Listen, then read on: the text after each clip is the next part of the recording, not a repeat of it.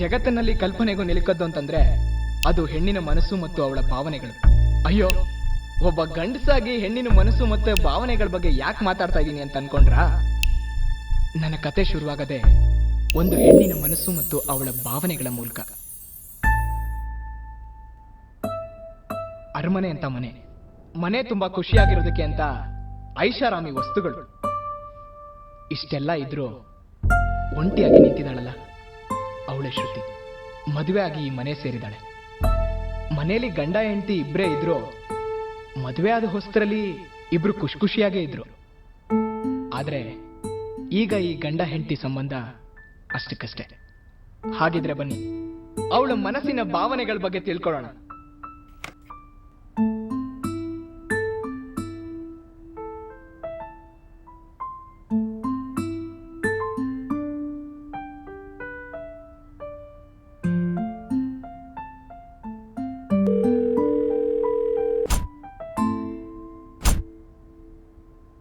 Hello. ಪದೇ ಪದೇ ಕಾಲ್ ಮಾಡಿ ಯಾಕೆ ಈ ತರ ಇರಿಟೇಟ್ ಮಾಡ್ತೀಯಾ? ಒಂದ್ಸಲ ಹೇಳಿದ್ರೆ ಅರ್ಥ ಆಗಲ್ವಾ ನಿನಗೆ? ಅದು ಹಾಗಲ್ಲ, ನಾನು 24 ಗಂಟೆ ನಿನ್ ಜೊತೆ ಮಾತಾಡ್ತಾ ಇರಕ್ಕಾಗಲ್ಲ. ಇಡು ಫೋನ್ನ.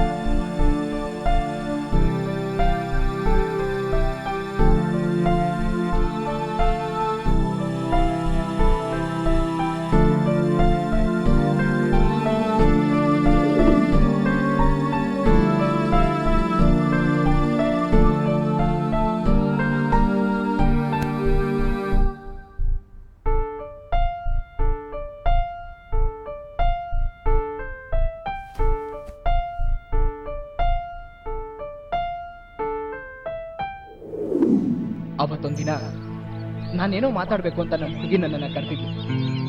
ಅವಳಿಗೋಸ್ಕರ ಪಾರ್ಕಲ್ಲಿ ವೆಯ್ಟ್ ಮಾಡ್ತಾ ಕೂತಿದ್ದೆ.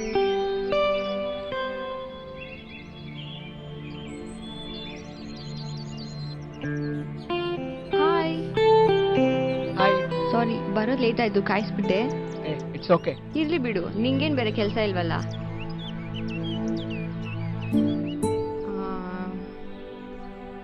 ಬೇಡ.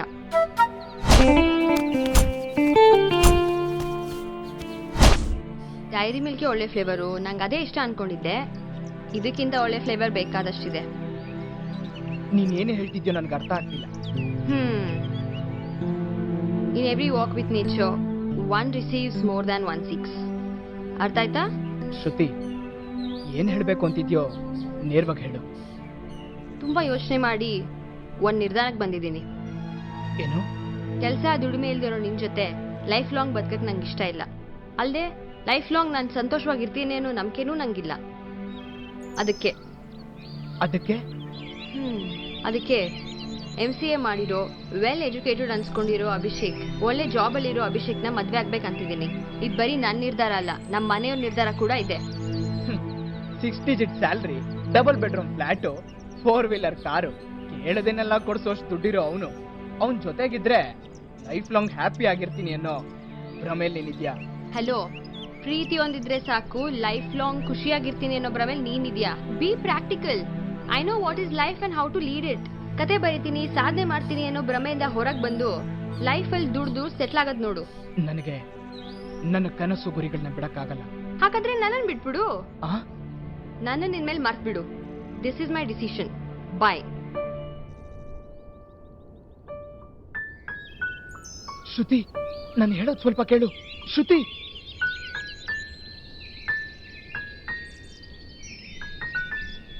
ನನ್ನ ಹುಡುಗಿ ನನ್ನನ್ನು ಆ ಥರ ಬಿಟ್ಟು ಹೋದ್ಮೇಲೆ ನನ್ನ ಮನಸ್ಸಿಗೆ ತುಂಬಾ ನೋವಾಯ್ತು.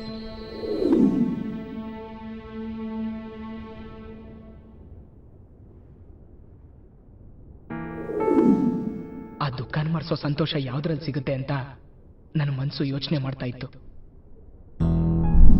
ಹೂವು ಗಿಡದಲ್ಲಿ ತಾನು ಅರಳಿ ನಿಂತಾಗ ಅದಕ್ಕೆ ಸಂತೋಷ ಆಗುತ್ತೋ ಅಥವಾ ಅದೇ ಹೂವು ಯಾರ್ದೋ ಪೂಜೆಗೋ ಮತ್ತಿನ್ಯಾರೋ ಚೆಲುವೆ ಮುಡಿಗೇರ್ದಾಗ ಅದಕ್ಕೆ ಸಂತೋಷ ಆಗುತ್ತೋ ಗಿಡ ಮರವಾಗಿ ಬೆಳೆದ್ ನಿಂತು ಚಿಗುರಿ ಹೂವಾಗಿ ಹಣ್ಣು ಬಿಟ್ಟಾಗ ಅದಕ್ಕೆ ಸಂತೋಷ ಆಗುತ್ತೋ ಅಥವಾ ಯಾರೋ ಅನಾಥರಿಗೋ ಬಿಸಿಲಲ್ಲಿ ಒಣಗ್ ಬಂದವ್ರಿಗೆ ನೆರಳಾದಾಗ್ಲೋ ಅಥವಾ ತನ್ನ ಹಣ್ಣುಗಳನ್ನ ಯಾರೋ ತಿಂದು ಹಸುವನ್ನು ನೀಗಿಸ್ಕೊಂಡಾಗ ಅದಕ್ಕೆ ಸಂತೋಷ ಆಗುತ್ತೋ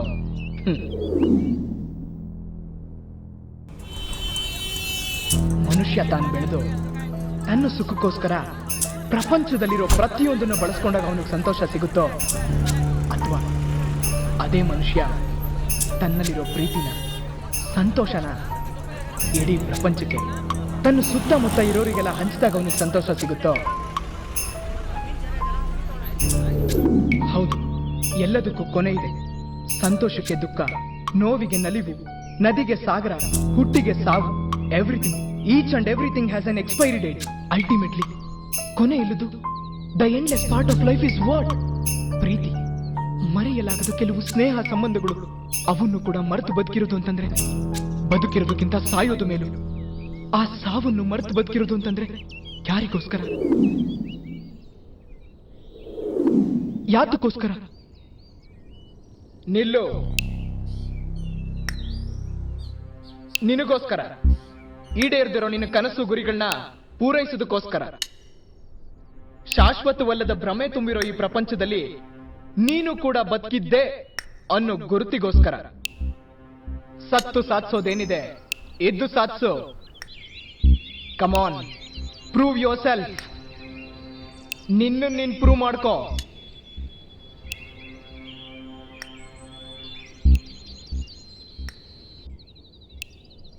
ಹೌದು, ಅದೇ ಸತ್ಯ. ನಾನು ದುಡುಕಿ ಎಂತ ನಿರ್ಧಾರ ತಗೊಂಡ್ಬಿಟ್ಟಿದ್ದೆ. ನಾನ್ ಸಾಯ್ಬಾರ್ದು, ಬದುಕಿರ್ಬೇಕು. ನನ್ನನ್ನು ನಾನು ಏನು ಅಂತ ಪ್ರೂವ್ ಮಾಡ್ಕೊಳ್ಳೇಬೇಕು.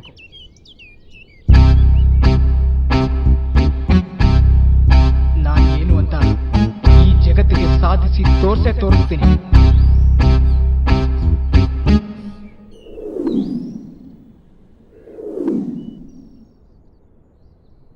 ಹೀಗೆ ನನ್ನ ಕನಸು ಗುರಿಗಳನ್ನ ಬೆನ್ನತ್ತಿ ಹೊರಟಾಗ ಅವಳಿಗೆ ಮದುವೆ ಆಯ್ತು ಅಂತ ಗೊತ್ತಾಯ್ತು. ನನ್ನನ್ನ ಬಿಟ್ಟು ಹೊರಟವಳ ನೆನಪಿನ ಜೊತೆಯಲ್ಲಿ ನನ್ನ ಕತೆ ಸಾಗ್ತಾ ಇತ್ತು.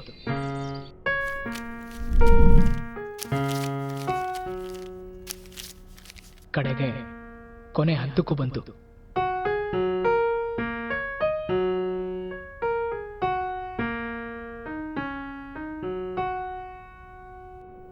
ಅದನ್ನ ಪ್ರಿಂಟ್ ಮಾಡಿಸೋ ಸಲುವಾಗಿ ನನ್ನ ಗೆಳೆಯ ಅಜಯ್ನ ಮೀಟ್ ಮಾಡಿದೆ. ಇವಾಗ ನೋಡಿ ಹೆಂಗ್ ಕಾಣ್ತೀಯ? ತಂದೆ ಸತ್ತಾಗ ಅಸಹಾಯಕ ಸ್ಥಿತಿಯಲ್ಲಿ ಡಿಪ್ರೆಸ್ ಆಗಿ ಸಾಯೋ ಸ್ಥಿತಿಯಲ್ಲಿದ್ದ ನನ್ನಂತವನ್ನ ಸ್ಫೂರ್ತಿ ತುಂಬಿ ಮೇಲೆದ್ದವ್ ನೀನು.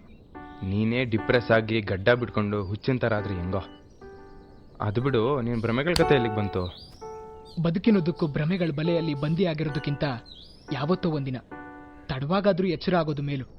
ಆ ಎಚ್ಚರ ಬರೀ ದುಃಖಾನೇ ತಂದ್ರೂ ಪರವಾಗಿಲ್ಲ ಅನ್ನೋ ಹಂತಕ್ಕೆ ಬಂದಿದೆ. ಯಾಕೋ, ಏನಾಯ್ತೋ? ಏನಾದರೂ ಪ್ರಾಬ್ಲಮಾ? ಇಲ್ಲ ಮಗ, ನಾನಿಲ್ಲೇ ಬದುಕಬೇಕು. ನನ್ನ ಬದುಕಿನ ಭವಿಷ್ಯನ ಬದಲಾಯಿಸಿ ತೋರಿಸ್ಬೇಕು, ಸಾಧಿಸ್ಬೇಕು. ಸೋತಿದ್ದೀನಿ, ಇನ್ನು ಸತ್ತಿಲ್ಲ. ಸೋಲು ಬದಲಾವಣೆಗೆ ದಾರಿಯಾದ್ರೆ ಬದಲಾವಣೆ ಯಶಸ್ಸಿಗೆ ದಾರಿ ಅನ್ನೋದನ್ನ ಈ ಜನರಿಗೆ, ಈ ಜಗತ್ತಿಗೆ ಸಾರಿ ಸಾರಿ ಹೇಳಬೇಕು. ಅದಕ್ಕೆ ಡಿಸೈಡ್ ಮಾಡಿದ್ದೀನಿ. ನನ್ನ ಕಥೆನ ಸಿನಿಮಾ ಅಂತೂ ಮಾಡೋಕ್ಕಾಗಲಿಲ್ಲ, ಅಟ್ಲೀಸ್ಟ್ ಅದನ್ನ ಪ್ರಿಂಟ್ ಮಾಡಿಸಿ ಬುಕ್ ಪಬ್ಲಿಷ್ ಮಾಡೋಣ ಅಂತ ಅನ್ಕೊಂಡಿದ್ದೀನಿ. ಅದಕ್ಕೂ ಕೂಡ ನನ್ನ ಹತ್ರ ಕಾಸಿಲ್ಲ. ನೀನೇನಾದ್ರೂ ಹೆಲ್ಪ್ ಮಾಡಿದ್ರೆ. ಅದಕ್ಕೆ ಯಾಕೆ ಮಗ ಅಷ್ಟು ಫೀಲ್ ಮಾಡಿ ಕೇಳ್ಕೊಳ್ತೀಯ? ನೀನು ನಂಗೆ ಎಷ್ಟು ಸಲ ಹೆಲ್ಪ್ ಮಾಡಿಲ್ಲ, ನಾನು ನಂಗೆ ಅಷ್ಟು ಮಾಡಲ್ವಾ? ಬಿಡು ಮಗ, ನಾನಿದ್ದೀನಿ.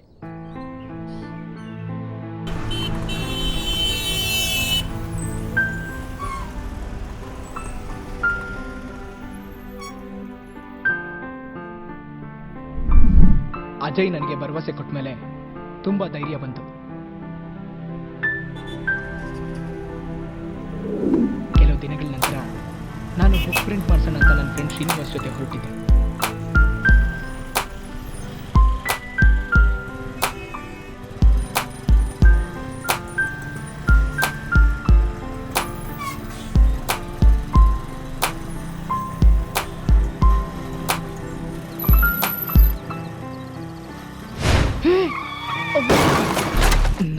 ಕಥೆಗೆ ಏನು ಕ್ಲೈಮ್ಯಾಕ್ಸ್ ಕೊಡಬೇಕು ಅಂತ ಯೋಚನೆ ಮಾಡ್ತಾ ಇದ್ದೆ. ದೇವ್ರೆ ಸರಿಯಾದ ಕ್ಲೈಮ್ಯಾಕ್ಸ್ ಕೊಟ್ಟಿದ್ದಾನೆ. ಮನುಷ್ಯನೇ ಹೇಗೆ ನಾನಿನ್ನೂ ಬದುಕಿರ್ತೀನಿ, ಏನೇನೋ ಸಾಧಿಸ್ತೀನಿ, ಎಷ್ಟೆಷ್ಟೋ ಸಂಪಾದಿಸ್ತೀನಿ ಅನ್ನೋ ಹುಚ್ಚು ಭ್ರಮೆಯಲ್ಲಿರ್ತಾನೆ. ಆದ್ರೆ ಸಾವು ಭ್ರಮೆ ಅಲ್ಲ, ಸಾವು ಭ್ರಮೆ ಅಲ್ಲ.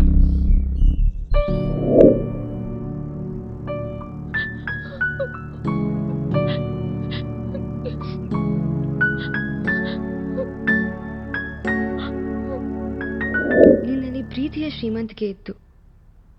ನೀನ್ ನನ್ನ ಜೊತೆ ಇದ್ದಾಗ ನಗು ನನ್ನಲ್ಲಿ ಜೀವಂತವಾಗಿತ್ತು.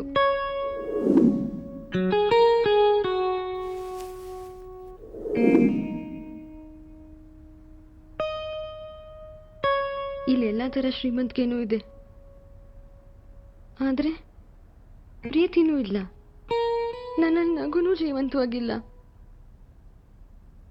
ನಿನ್ ಜೊತೆ ಇದ್ರೆ ಜೀವನ ಪೂರ್ತಿ ಸಂತೋಷವಾಗಿರಕ್ಕಾಗಲ್ಲ ಅಂತಿದ್ದೆ.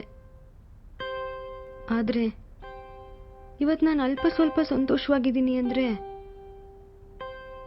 ಅದು ನೀನು ಬರೆದ ಪುಸ್ತಕದ ಜೊತೆ, ನಿನ್ನ ನೆನಪುಗಳ ಜೊತೆ ಇದ್ದಾಗ ಮಾತ್ರ.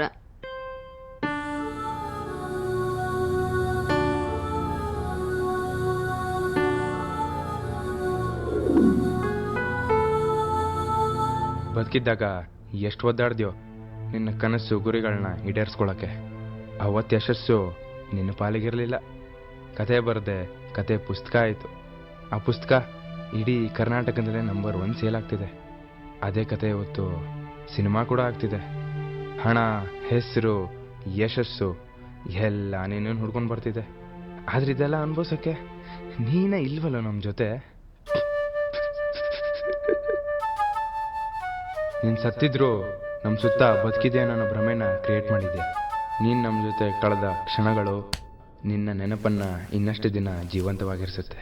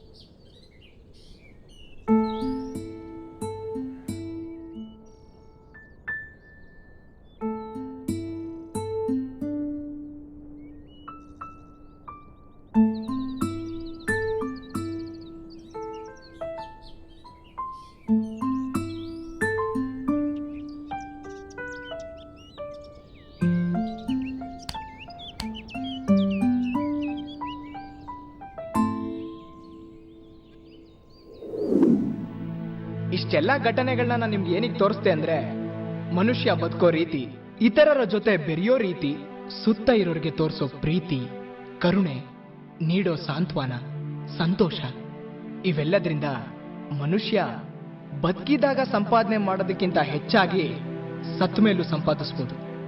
ಪ್ರೀತಿನ, ಸ್ನೇಹನ, ಹಣವನ್ನು ಸಹ.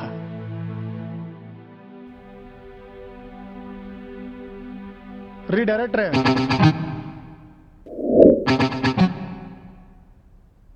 ಈ ಕಥೆನಾದರೂ ಸಿನಿಮಾ ಮಾಡ್ತಿರೋ ಅಥವಾ ನಾನು ಕತೆ ಬರಿತೀನಿ ಸಿನಿಮಾ ಮಾಡ್ತೀನಿ ಅಂತ ಬರೀ ಭ್ರಮೇಲೆ ಇರ್ತಿರೋ?